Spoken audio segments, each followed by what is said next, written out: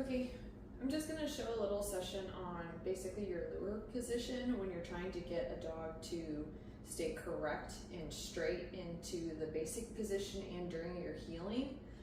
A lot of people make the mistakes of keeping the lure too close to them, not putting the hand where it needs to be as far as too far out, too far back, out this way, across, or even up against your body. Also your elbow position, which is going to change the direction of your hand and how the dog gets the food out of your hand. So I'm going to keep my fingers out so you can kind of see a better visualization of when I turn and adjust my hand for the lure.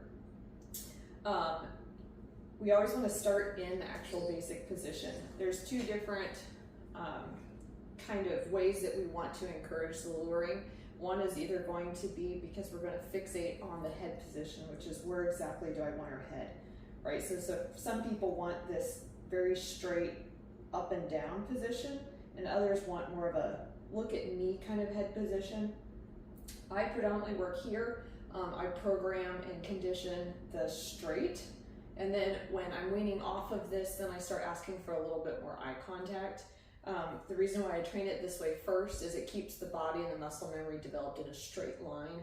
A lot of times when we do the look, you'll get the dog's body will follow the head, similar to like a horse when you're steering. So when I lure, I want to keep basically my hand in line with my seam here. And I also want to take into consideration how far away my dog's center line is from my body. So if I go like this, you notice how she starts coming around my hip. I don't want that. I want her to stay straight because we are, see how she adjusts her body position in line with my hand? Yes. So I want to make sure that I'm always keeping her body exactly where I want it to be when I start conditioning the lure.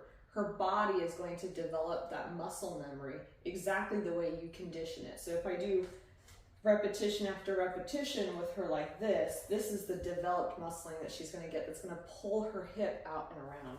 So when you lure, keep your hand in line with your seam and over the top of her head if she was sitting exactly where you want her to be.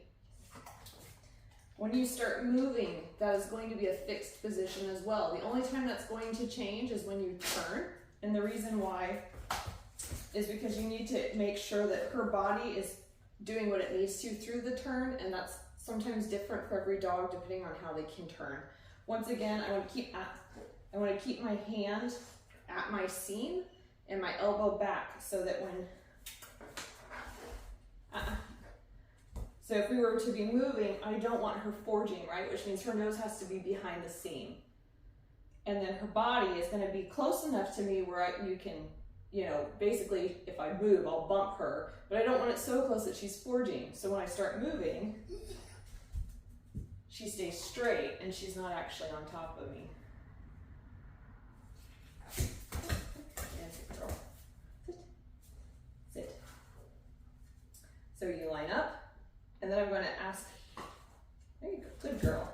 So we're kind of past the actual luring phase, so I'm going to put my hand right on her nose where that position is. And as we move, you'll notice her feet are staying behind my leg. When I turn, I'm going to rotate my elbow and my hand so that her nose turns away from me. So when I turn, rotate it out and back. So she's never actually on top of me. She's never given an opportunity to forge. And her body posture stays where I need it to stay for us to do the exercise clearly. So once again, behind that line, you watch the elbow. Yes. And you still need to mark when you actually let go of the food. So even though they're luring and they're technically self-rewarding, you still need to mark the moment to give the jackpot, which is releasing the entire piece of food. So, good girl. So even before we get started, I need to make sure that that body position is right where I want it to be. Oops. Let me turn.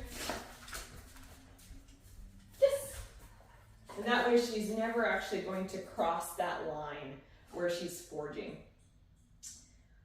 The other thing is when you're doing your turns, see if I can show it a little better from the side here. So you can see her body position. So you see where her shoulder is actually behind my leg. When she turns, she never actually comes in front of me. That is how I teach it. As you start to remove that reward, they naturally tend to come forward more. I always reward back and behind that center line though. So if we're luring, I'm going to go behind and reward there. So you can actually see the lines here on the tile, that when I do that rewarding, she's not allowed to come in front of that line still. So I'll show you again. Sorry, we're kind of past this and my hand's not cooperating. Come here, knife. Hey. Shh. Come on. All right. Whoops. So I'm going to yes, behind, and reward that. And I never come in front of me, because once again, just keep in mind, if I'm luring here and I put that hand, see how it changes her body position? I can't turn as easily. She has to work twice as hard to get out of that. Her butt wants to swing.